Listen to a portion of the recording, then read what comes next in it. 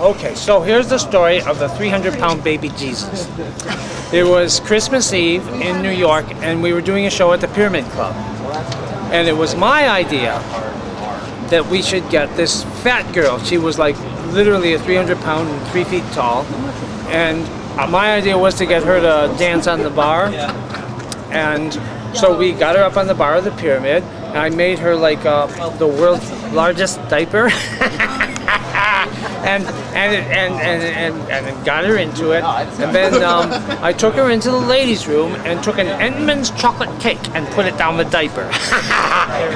Oh, it's so nasty. So anyway, and then we did our little Christmas pageant, and she was the star. She was baby Jesus, and all the different, like, you know, drag queens and drag kings and oddball acts, right, would come, and they would like make their offering, you know, their gift for the baby Jesus would be their, you know, lip sync or whatever, right?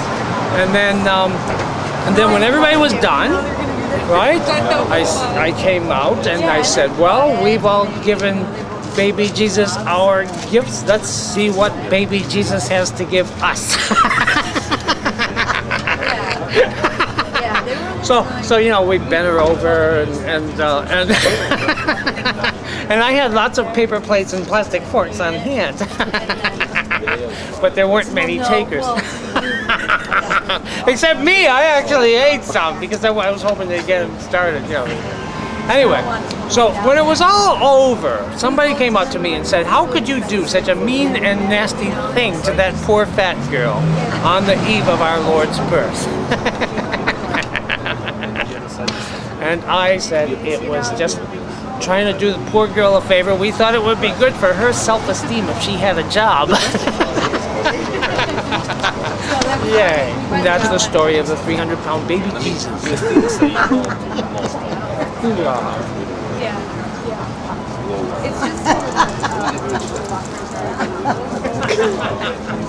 was good for her self-esteem.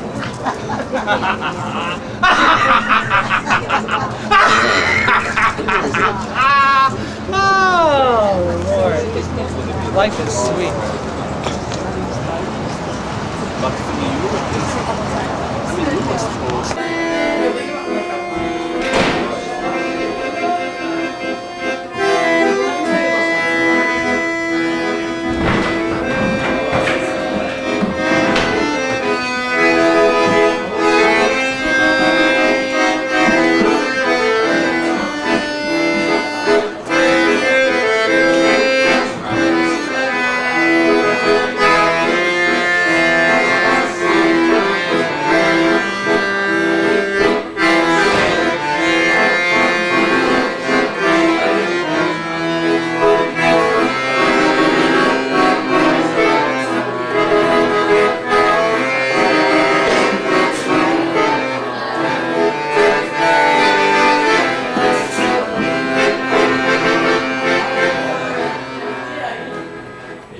I was born in Cleveland, Ohio, and I was raised, my father was a fire chief, and my mother was a mother. and I always wanted to play the harp, and but I never could because we couldn't afford it. But then when I grew up, I bought a harp, and I got a bear costume. And so I put on the bear costume and took my harp to the park and just started playing. And that was like where I started like my street thing. And then I moved to New York. Well, no, I was in New York, and I went to Europe, and I came back. I did all kinds of things, and then I got like, then I got kind of weird. I got like obsessed with Gregorian music, which is really weird because I wasn't like. You know, I wasn't religious. I just really liked that music. So I like did that for years and years and years, just doing it. You know, nobody was paying me to do it, or I wasn't, you know, doing it in school or anything like that. I was just doing it. And finally, I ended up getting a job in a church. And then when I did the change, right, the gender thing, then I was no longer employable. You know, this is like 10 years later. And So I quit that, and that's when I got the idea of having a tricycle. And it was a good thing. I went out there and I made money hand over fist. It was a real good thing.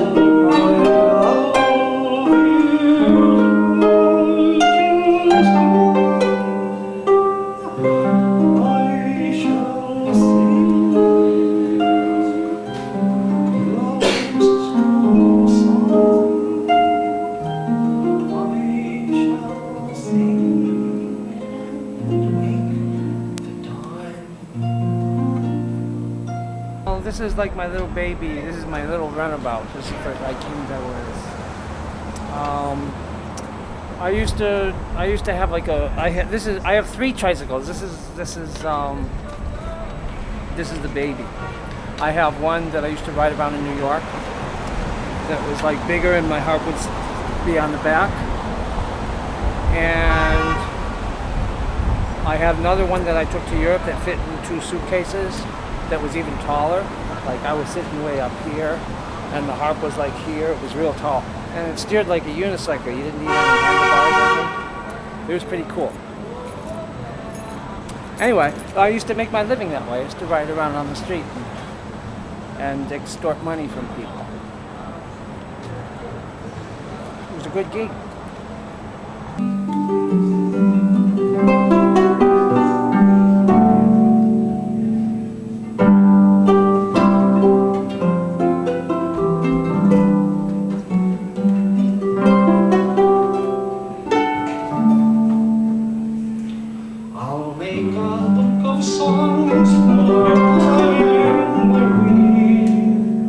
With every good beginning and every grateful end, and every grateful end, to close upon a world of good. My arms to close upon a world of good.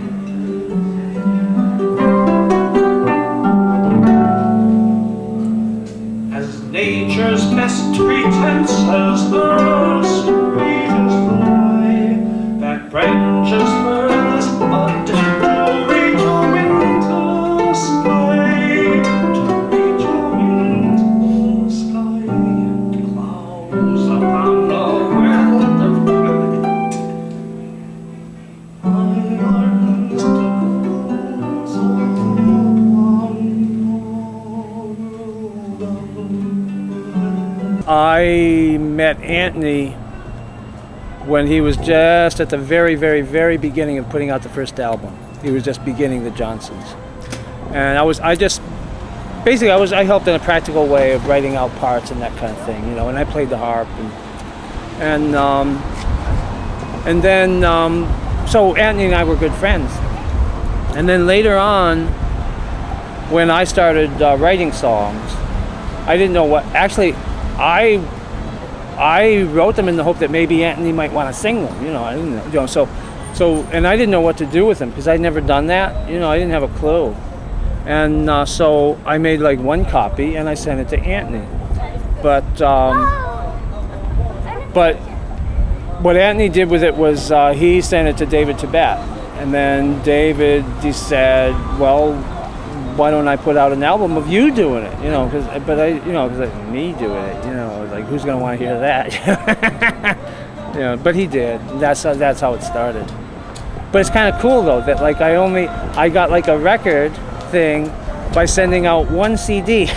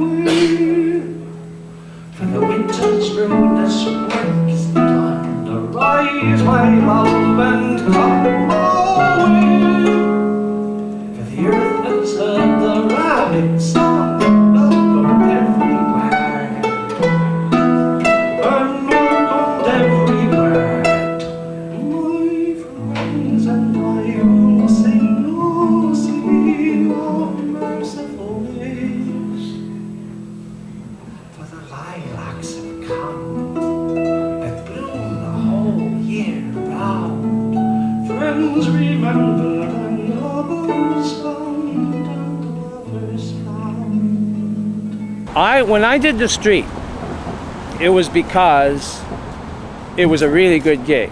You know, I mean, like my street act was like totally killer. Yeah, I mean, I ruled the streets of New York, and the only reason why I worked so almost exclusively on the street was because nobody could come close to paying me the kind of money I was making out on the street. I would play in nightclubs or cabarets and stuff like that, but it was always like, you know, I did it for, you know, I was like giving up a night's pay to do it, you know, so, and I was like sort of addicted to making money, so just so you know, right? Anyway, the thing about what I do now, it's like it's so different, you know. When I did the street, it was all like Shirley Temple songs. It was make people laugh, get $1 out of them, and then move on, you know. That was what I did. You know, and I wasn't out to like break anybody's heart or anything like that. I didn't care, you know. So it was very, very, very different. And the way it is now is that I kind of do both. Sometimes I'll do a show like straight without without like reverting back to my old ways. But sometimes I go back and I feel the need to do something kind of sleazy because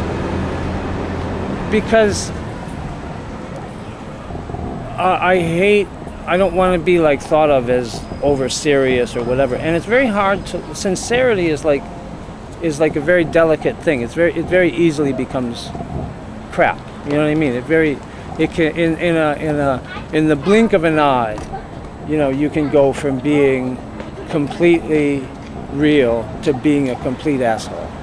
You know, and you don't even know when it happened. You know, and I find that by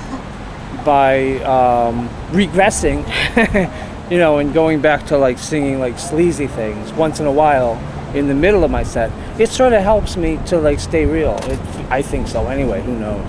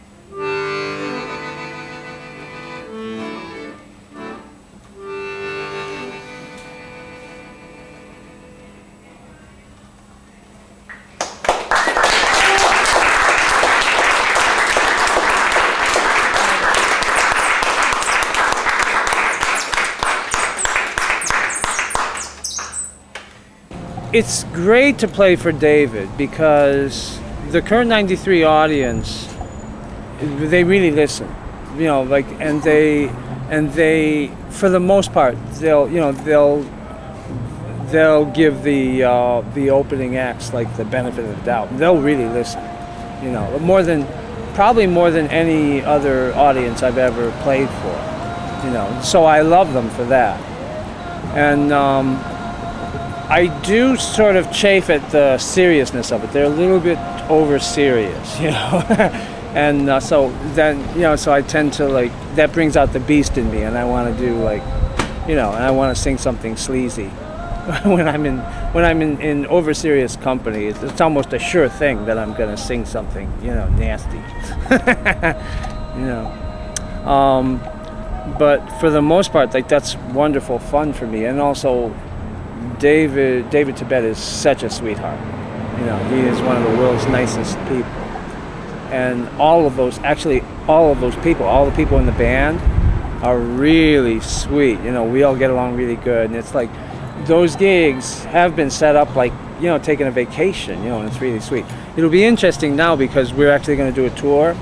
So that'll be like the first time that, like, you know, we're going to be like a band on tour, sort of on top of each other and bumping into each other a little bit, you know. So we'll see how that works, you know. But I think we can sustain it, you know, because we're all really good friends.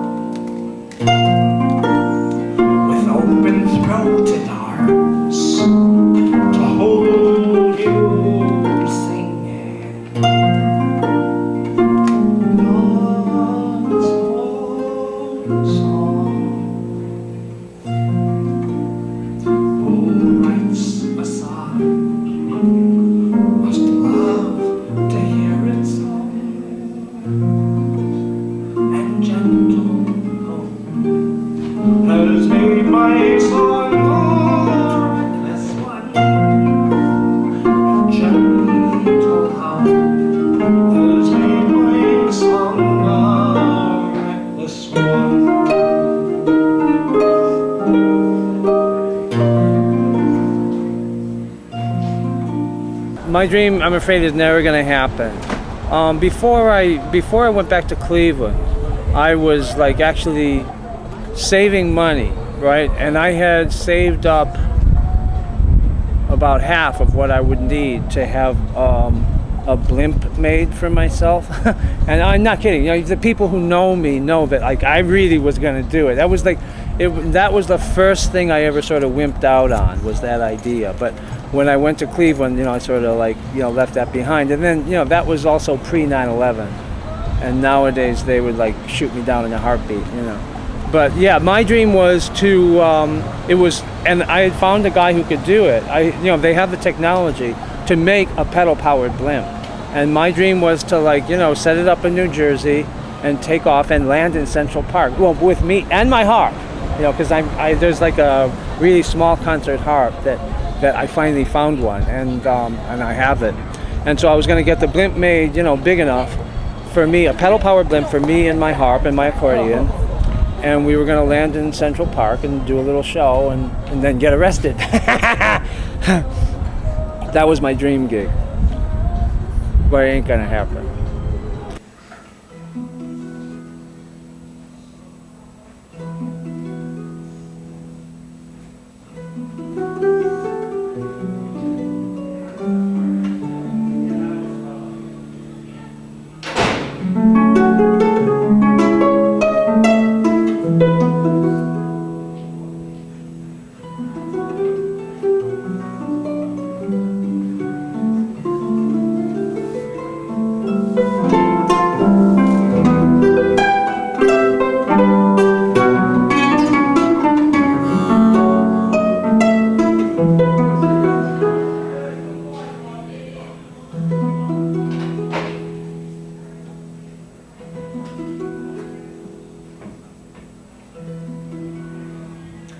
Here's truth.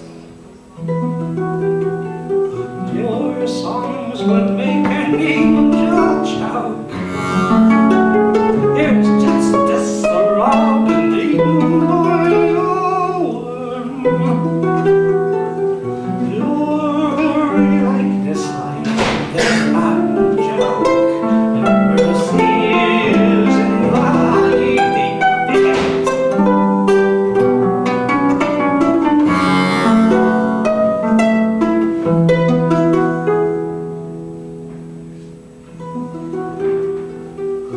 so tears I'll see you on your heart.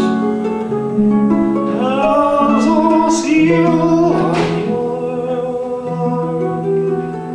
For love is stronger than death, more jealous than the tomb.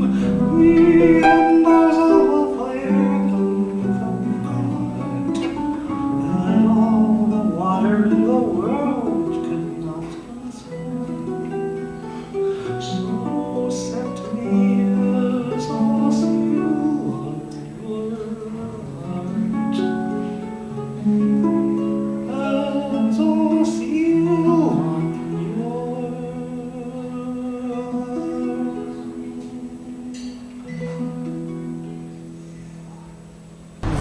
The most unlikely things I've done in my life. The most unlikely thing I've ever done was when I went to Cleveland. I became a tree climber for a living. I climbed trees, cutting them down and that kind of thing, big trees.